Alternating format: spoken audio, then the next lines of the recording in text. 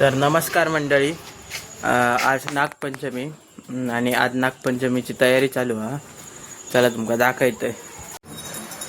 तर आता आम्ही नागोबा वगैरे घेऊन येलो आणि काका आमचं पूजा करता. हे बघू शकता. तू नागोबा दरसालच्या रीतिरिवाजाप्रमाणे तुझी जी काही यथाशक्ती सेवा करू त्याप्रमाणे ही वेळी वाकडी सेवा केलेली आहे. तू पावन करून घे. आज लेकरांकडे जीवनाकडे सगळ्यांका बरी बुद्धी बरीमती अन्न वस्त्र आयुष्य मान प्रत्येक इच्छा मनकामना परिपूर्ण कर. सेवा केली रीतिरिवाजाप्रमाणे ती पावन करून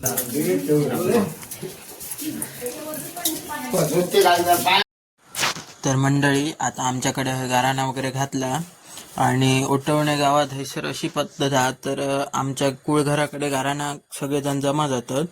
थैना गाराणा झाला काय आजूबाजू 5 घरं आहोत, म्हणजे आजूबाजू म्हणजे एकदम लागानच आहोत. हे बघू शकता.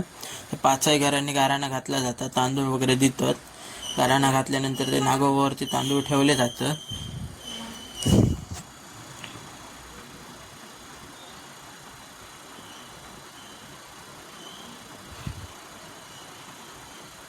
तर आता आम्ही शेवटच्या घरात दिलू. हे सगळेजण गाराण्याक उभे रावले आणि मंडळीनं हैसर गाराण्या वगैरे झाला तर हे माका तपकडी हाडूक सांगलेली पानाची.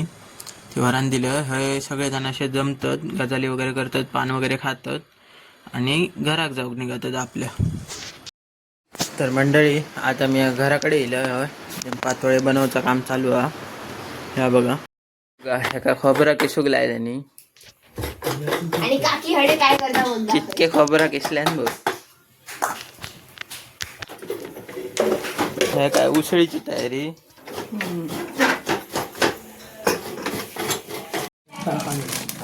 काय गे रडतय किती काम करूचा पहिला काय सासूची आठवण येता. कांदो चिरलो म्हणत रडलोय. कांदो चिरलो काय रडा घेता म्हणून नाश्त्यात चहा आणि बटर दिले. आपण बघूया. तर मंडळी आता पातोळ्यांका सुरुवात केलेली आणि पहिला बॅटर आतमध्ये टाकतात त्या करता. ह्या बघ आतमध्ये मिश्रण टाकूच असतात. ह्याच्यात काय काय असता. वल्ला खोबरा, काळा गूळ, वेलची पूड, मिरची पूड, वेलची पूड, वेलची पूड, वेलची पूड रे वेलची पूड, खोबरा आणि काळा गूळ. काळा गूळ, वल्ला खोबरा. ओके ठीक आहे. मग पातोळ्यात भरू आहे. तर मोदकाचा करतात तसाच मग ह्या पहिला गुळ बी तुळू आहे, त्याच्यात वला खोबरा टाकू आहे आणि नंतर ती पूड टाकू आहे वेलचीची आणि असा एकजीव करून घेऊ आहे आणि नंतर ह्या पातोळीत भरू आहे सारे. तर मंडळी हा पातोळी बनवण्यासाठी पिठामध्ये हा मीठ वगैरे टाकला आणि व्यवस्थित मिक्स करून घेतला. त्याच्यानंतर गरम पाणी टाकला. गरम पाण्यात व्यवस्थित मळूचा लागतं, कारण गरम पाण्यामुळे चांगलं होतं. हैसर उकडूच्या टोपात पाणी ठेवलं, पाण्यावरती जाळी ठेवली आणि हैसर काकी आमची पीठ मळता. पीठ वगैरे मळून झाला तर कारण त्या व्यवस्थित मळूचा पडता पीठ पातोळ्यांसाठी. पीठ वगैरे मळून झाल्यानंतर आतमध्ये वासासाठी पाण्यात हळदीची पानं टाकली आणि ही हळदीच्या पानावरती आता आपण पातोळी बनवतो. ती काय मोठे असल्यामुळे हैसर आम्ही ती एकाची 2 केली पानं आणि अशा प्रकारे ते लावला जाता व्यवस्थित हाताने. हैसर हळदीच्या फल्यावरती असे लावतात. हे बघा. आणि त्या गूळ खोबरा वगैरे तर शिजवलेला होता ना, तर बॅटर तर आतमध्ये ठेवतात जसा आणि असा पॅक करतात ते का. हा बघा अशा प्रकारे एका म्हणतात जशी पातोळी.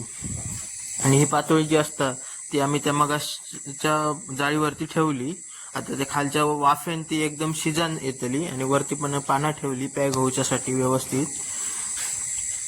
तर तोपर्यंत आमचं जेवण टाकायचे. तुमका हे उसळ केली असा, भात असा, त्याच्यानंतर आपली डाळ असा आणि आमचे पातोळे रेडी झाले.